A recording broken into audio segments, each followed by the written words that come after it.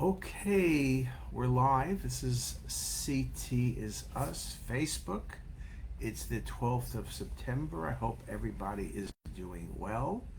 Um, this week, great weather. I think, unless you're in California, I hope everyone is doing okay everywhere and anywhere in this crazy world. This talks on CT angiography in the oncology patient. I'm actually preparing a talk. I've actually finished the talk that I'm going to record this weekend, 3 or 4 parter on CT angiography. I'm going to be speaking about this also at the UCSD meeting at the end of October. So it's a lot of new stuff, a lot of interesting stuff. So I thought I would just chat about it with you. Now, we use CT angiography for many things. Oncology is really one of the most critical things we do. With CT angiography, protocol is everything. Fast injection, 5 cc's a second, thin sections under a millimeter. We talk about the importance of dual phase imaging. We talk about the importance of 3D mapping, MIP, volume rendering, cinematic. We also will talk about applications. So applications for the GI tract, applications for the liver, for the pancreas, for the kidneys, for the adrenal.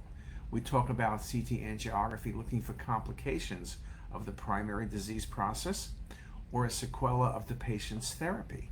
Complications could be anywhere from GI bleeding, where you do CTA to look for the presence of GI bleeding and the source, or we potentially looking at colitis, abdominal pain, and we see colitis, whether it's ischemic colitis, whether it's typhlitis, which is neutropenic colitis, whether it's pseudomembranous colitis. We look for any of the complications we could think about. In the kidney oncology, the extent of tumor, vascular supply, arterial and venous, is the invasion of the venous structures. Based on vascularity, is it a clear cell or a chromophobe or an oncocytoma or papillary? We look at resectability and can you do a partial nephrectomy. 3D mapping with CTA works very well in that regard. We look for metastasis, since with clear cell metzovascular, we look all over for metastasis, be it the bowel or be it the pancreas. We talk about pancreas, obviously. The way you stage pancreatic cancer is looking at the vessels, arterial and venous. Is their involvement present? CTA is critical for accurate staging. Who can go to surgery, who needs chemotherapy, who needs radiation therapy, when the patient can go to surgery. All of those things can be answered with CT angiography. We also talk about distinguishing various tumors, a solid serous adenoma from a neuroendocrine tumor. The draping of the vessel on the serous will help you distinguish it from a neuroendocrine tumor. We talk about looking at the liver, looking at the vascular encasement, looking at portal vein SMB involvement, looking at the vascularity of the tumor. Is it a tumor very vascular? I just saw a case of an angiosarcoma. Is it a hepatoma, which is typically vascular, or cholangio, which is not? Are there ducts dilated? But we're looking at the vessels. Can you do resectability? Is the arterioles patent? Are they encased? Is the veins patent, or they are encased? Remember, when we do CT angiography, it's not just the A part, because you're doing the venous phase as well. We look at washout of the arterial structures, all very important. Adrenal imaging, helping us distinguish a pheo from a MET, from, sometimes you can't, from a primary tumor, and again, helping determine whether or not we can do the procedure laparoscopically, or we need an open procedure to remove the patient's adrenal tumor. We talk about looking at bowel. Where's the tumor? What's the extent of tumor? What's its involvement? We do all of those things, and CT angiography with dual phase imaging becomes very, very important. And in my talk, you'll hear a lot of the applications. I'm not just going to repeat what I'm going to say, but because that's going to take you 3 or 4 different 15 or 20-minute sessions.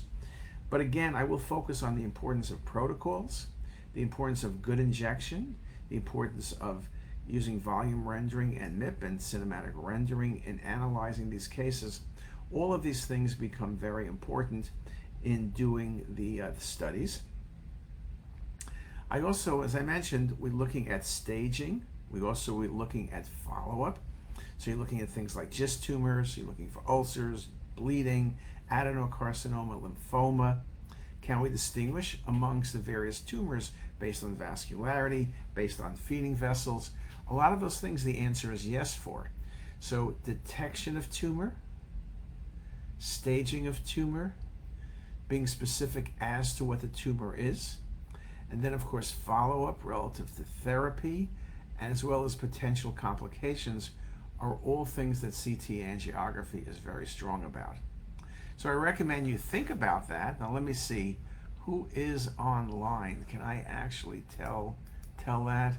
You know, it's interesting. Facebook has changed many things. I comment that all the time.